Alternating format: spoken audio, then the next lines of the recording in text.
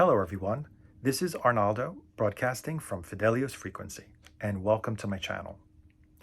I've been a music lover and a record collector for as long as I can remember. Yes, I did start at a very young age, but only recently, I would say in the last 2 years, I discovered the thriving vinyl community on YouTube and also on other social media platforms. Some of you may have already seen me on Rachel's Ghost morning show. I would like to take this opportunity to thank Rachel for having me on her show. And for those of you who are not yet familiar with her channel, I've provided a link below. When I was a guest on her show, I was asked a few times if I had a channel of my own, if I made any videos. And to which I replied that there are so many great channels out there already with great content made by very professional, very knowledgeable, and also very entertaining people. And that until I had felt that I had something to contribute, that I probably wouldn't start a channel. But that all changed a few weeks ago when one of the channels that I'm subscribed to, the Reverend Rock and Rollin', I provided a link to his channel below as well. In one of his latest videos, he put out a request that because he would be out of the loop or absent due to work from the vinyl community, he requested that members of the vinyl community and subscribers to his channel make videos of records that mean something to them.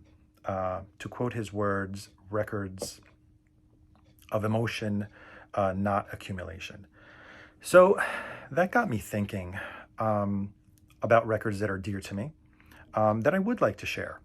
And one of the first records that I would like to share with you is Hats by the Blue Nile. For those of you who are not familiar with the Blue Nile, they are a trio formed in the early 80s in Glasgow, Scotland.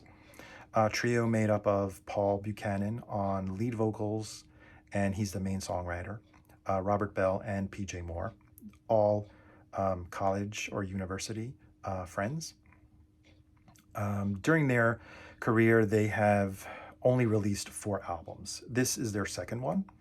Came out in 1989, and it followed after their first album, their debut album, after 5 years. Their debut album is also an excellent album, which I highly recommend, called A Walk Across the Rooftops. Why this record is dear to me. What does it mean to me? Well, it came out in October of 1989, and I purchased it in December, shortly after, in 1989, of course, at a newly opened record store by 2 of my very good friends. It was actually the first purchase that I made at their store on the very first day they opened, and I bought that record originally in CD version. And this is not even the original CD that I bought. I purchased this copy later. This is the American copy, again, because I misplaced my original. This record is, so that's one of the main reasons they're very good friends of mine, and actually they introduced me to the very first Blue Nile record, A Walk Across the Rooftops, hence why there's a specific connection to that time of my life and to how they contributed to my musical journey. So let me talk to you a little bit about this record. The other reason why this record means so much to me is due to the type of feelings that I get, the emotions that I feel when I listen to this record. I've always gotten a sense of calm and serenity whenever I put this record on, and I typically put it on, but not necessarily, when I've had a very stressful day and I need to relax and kind of like forget about all the worries that come across, on a daily basis. And Suddenly I get like just a sense of calm and kind of forget everything. And that's one of the reasons why I recommend listening to this record in the evening, when it's dark, possibly in the dark with the lights out.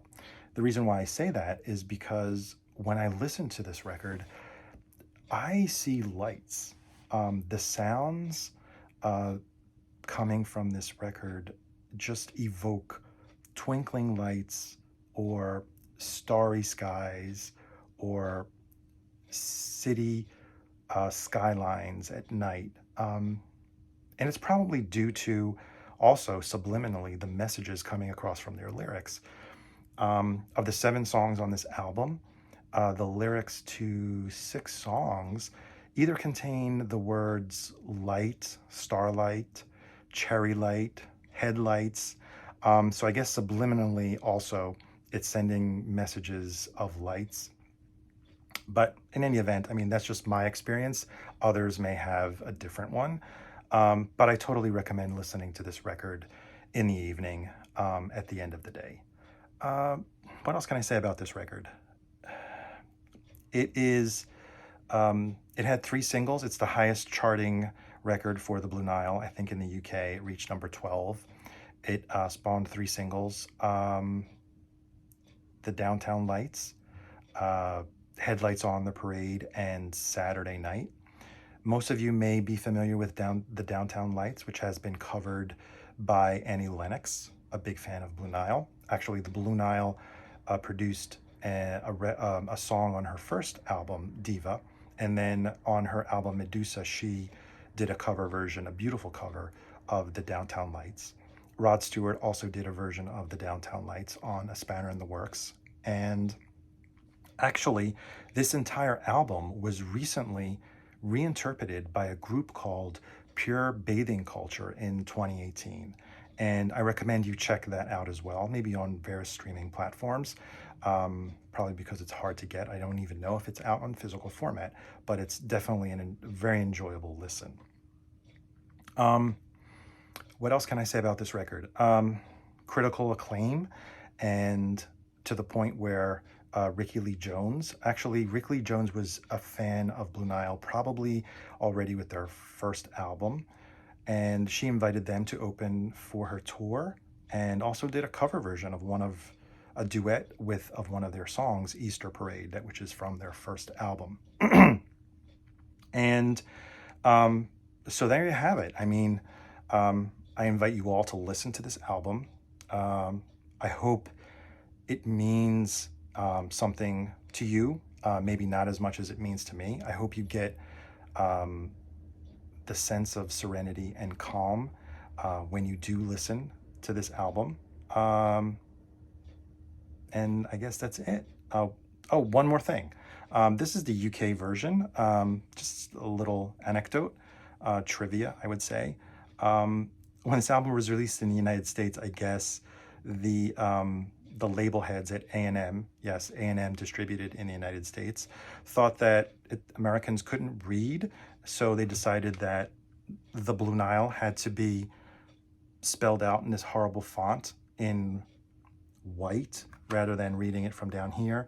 And actually, I think the cursive, the way the title is written, Hats, is not as readable or distinguishable as it is on the original.